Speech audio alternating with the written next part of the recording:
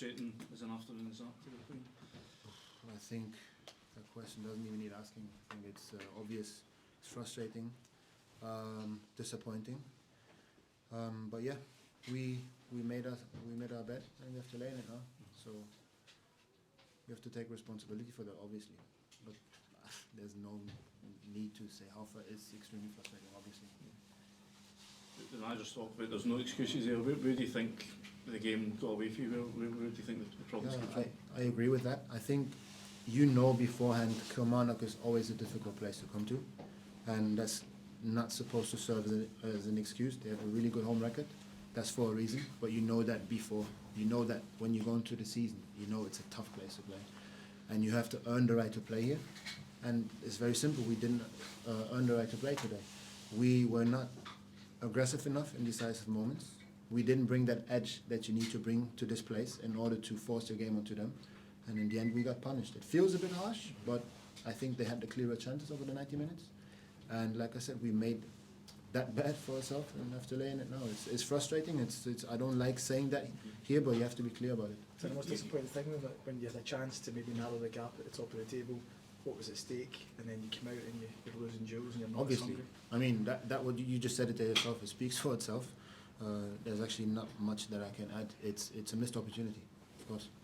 You played in winning Rangers teams. You know what it takes to win trophies at this club. Are you one of these guys in the dressing room who needs to be a leader now and just try and show the guys and the new guys in the team the standards that need to be set here? Definitely. You try to do this every game, every training session. And obviously there's new players, yes. Again, not an excuse. And one might take a bit more time than the other. It also has to do with game time because you need to get used to certain things. But at the same time, you step into an environment that is not giving you a lot of time. So you have to adapt fast and know what's coming. It's not always easy to handle, I know that, and I understand, but that's just what this place is like, and you have to live up to that expectation. And then, like I said, I think the supporters are entitled to their frustration.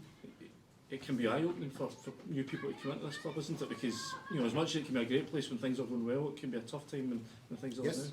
Yes, and I'm not saying, like I said, I give that to the supporters. They really give their all to support us everywhere, near and far, like they're saying.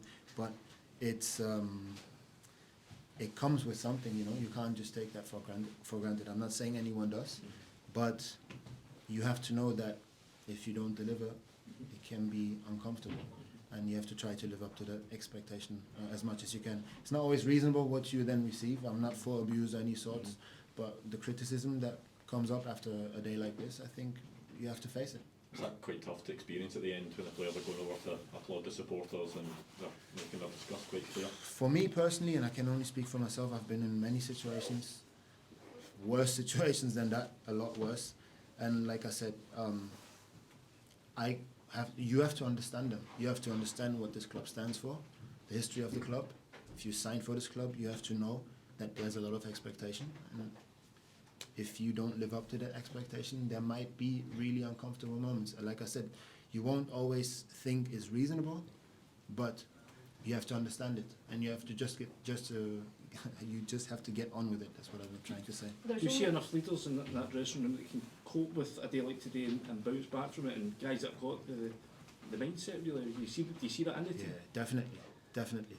I think we've shown that in this season already as well, but obviously there's not much ammunition I have right now after a game like today. Last couple, please, guys. What is your message to those fans who have real concern about whether there are players within that squad who can live up to those expectations? What's your message? Well, that's their right to question things. I mean, like I said, they are the heartbeat of the club, and I think it's only right that they are there to question. But at the same time, if you do see them leaders on the pitch in the team, and if you do see change, then be there. But I don't think I have to tell them anything because they know that and they know what to do as well. The only way to correct that discord is obviously by winning games, but do you believe that this is a team that can still piece together a sequence of winning results and win back that confidence? I mean, we were until Lyon had a sequence, if you want to call it that. Won 3 out of 4. Clean sheets as well. Then after Lyon, we beat St. Johnstone. So it's not that we stop or that we don't know how to play football or play games anymore. But like I said, in a game as today that maybe is a bit special, you have to make sure that you're there. And today we were not there enough, and that's why in the end we got punished. Okay, guys, thank you very much. Thank again. you. Jackson Balogun to make Thanks, more, Leon. Thanks for please. your time. Thank you. Cheers, Pat. Cheers, Chris.